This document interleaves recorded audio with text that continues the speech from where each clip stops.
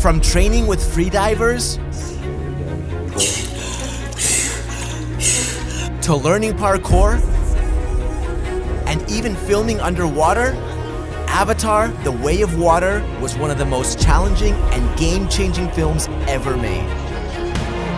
Here's how the greatest 3D film of all time came to life. After 13 years, it's time to go back to the world of Pandora and live amongst the Na'vi. Like the first movie, James Cameron's second film was also a massive production. So what makes it a bigger masterpiece? A lot of it was literally filmed underwater. So the physical challenges the actors overcame, combined with the unique performance capture systems, is absolutely insane. But how exactly did James Cameron pull this off? For starters, the actors' physical abilities were pushed to the limit. They learned skills like archery. I can only shoot like a Na'vi. I cannot do archery like a human. And even parkour.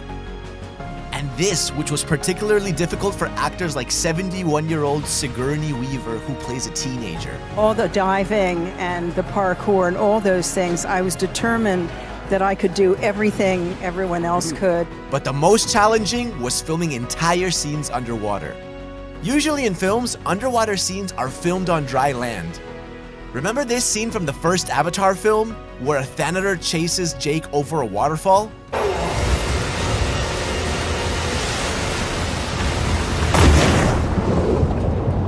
You can see the stuntman landing in the water and then mimicking the motion of being swept away by the current. Then, he swims underwater and up to the surface and is pushed towards an object.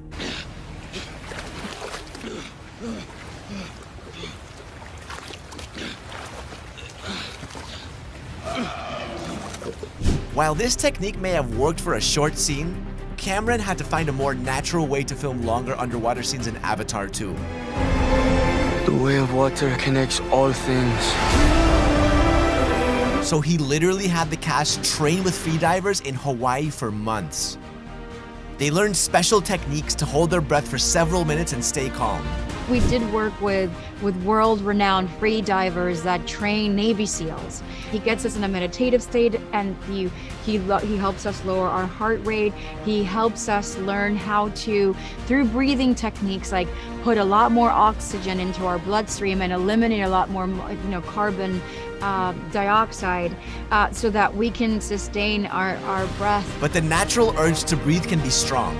So Kirk Crack, a highly skilled diving professional and coach, taught them how to distract themselves if that happened. When the desire to breathe comes, he called it the dirty villain. And you ignore the dirty villain, you go, ha, you, go away. And then you try to do all these mind games, like I used to paint myself blue, pretend, and then I'd sing Speed Bunny Boat like a, bird on the wing, and anything you can do to keep from thinking about, I really want to breathe. In fact, some of the actors set records on set, with Sigourney Weaver doing a breath hold for 6.5 minutes and Kate Winslet holding her breath for 7 minutes and 15 seconds. Here we go.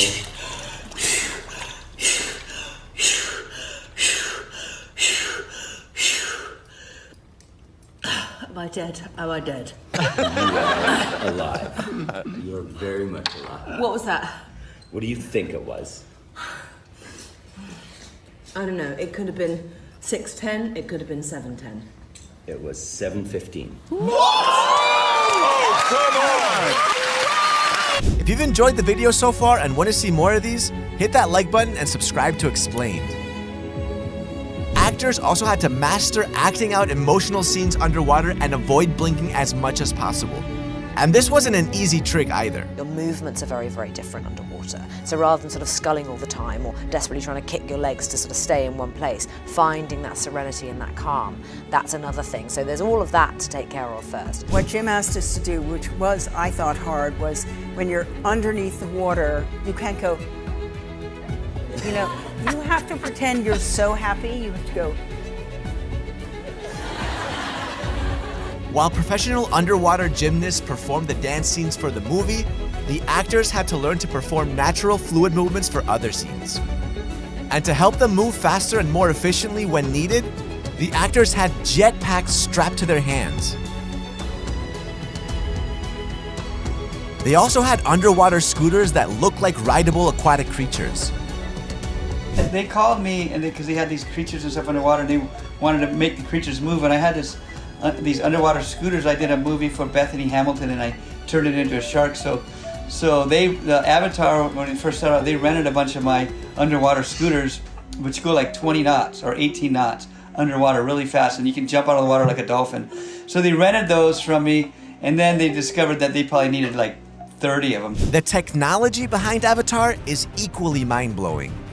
James Cameron built a gigantic pool in the studio that could hold 3.4 million liters or 900,000 gallons of water. That's almost 1.5 Olympic swimming pools or 18,927 bathtubs. But motion capture for an animated 3D film in a pool that large was problematic. Traditionally, multiple motion capture cameras, also called mocap cameras, are used to film in a 3D space. Actors wear motion capture suits with trackers and act out scenes in halls where mocap cameras are mounted on walls and the ceiling. Simultaneously, camera operators shoot reference footage on traditional cameras. But Avatar: The Way of Water was different. A lot of the scenes were filmed underwater, so they had to come up with a new performance capture system.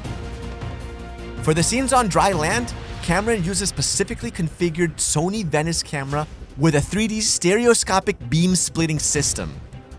Then, to capture the action on the water surface, he used mocap cameras mounted on the ceiling above the pool.